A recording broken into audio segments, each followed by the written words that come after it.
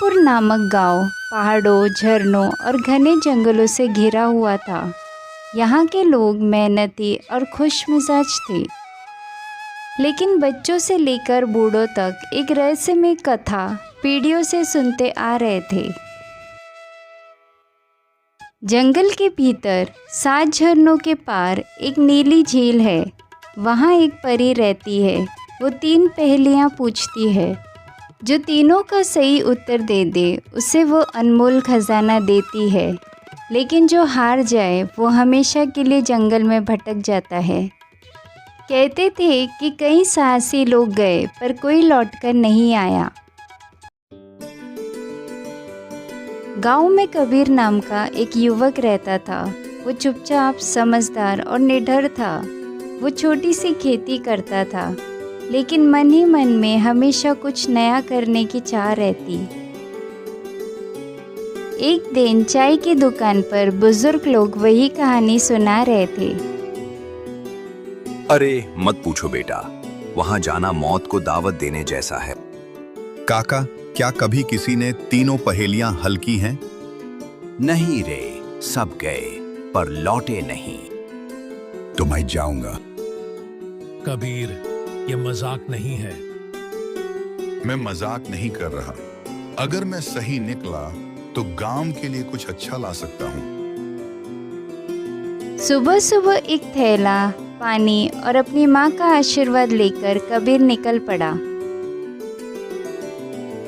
रास्ता आसान नहीं था। कांटेदार झाड़ियाँ, पत्थरों से भरे पहाड़ी रास्ते और जंगली जानवरों की आवाज़ें।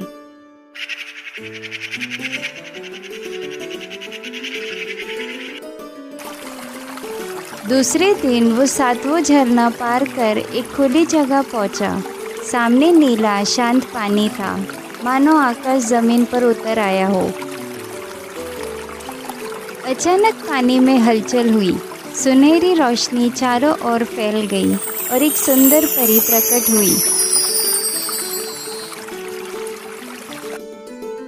उसके पंख मोतियों जैसे चमक रहे थे, आंखें चांदी की तरह चमकीली और चेहरा रहस्यमय मुस्कान से भरा था।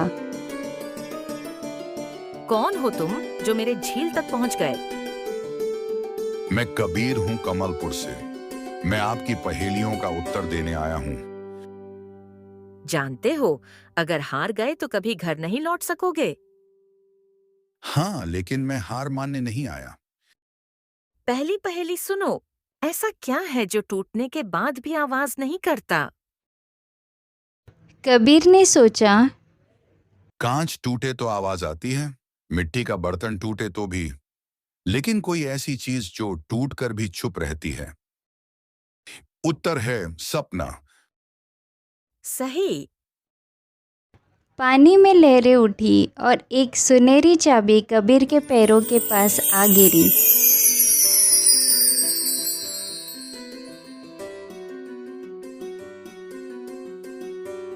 परी ने अपना स्वर गहरा किया। दूसरी पहेली। ऐसी कौन सी चीज है जो जितनी बढ़ती है उतना ही कम दिखाई देती है? ये कोई ठोस वस्तु नहीं, ये कोई अवस्था होगी। उसने रातों में दिए जलाने के अनुभव को याद किया। उत्तर है अंधेरा। फिर सही। इस बार पानी से एक चांदी का दीपक निकला।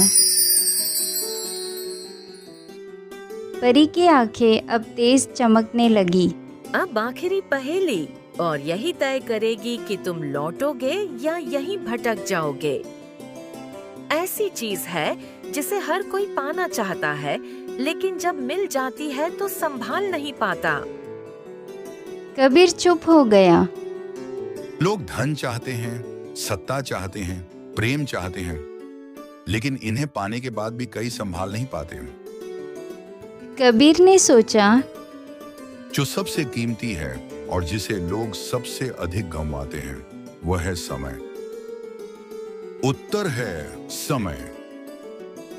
झील के बीच से एक सुनहरी संदूक प्रकट हुई। उसमें सोना, चांदी, रत्न भरे थे। धन्यवाद, लेकिन मैं इतना धन अकेले क्यों लूं? क्योंकि यह तुम्हारा अधिकार है।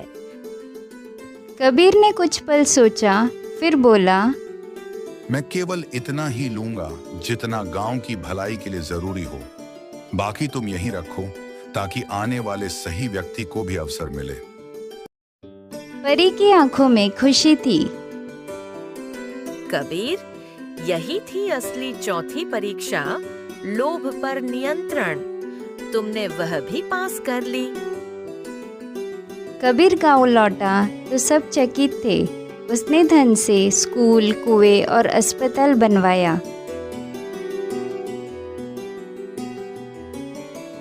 बाकी खजाना जंगल में ही छोड़ दिया ताकि भविष्य में कोई साहसी और नेक दिल व्यक्ति भी अपनी किस्मत आजमा सके।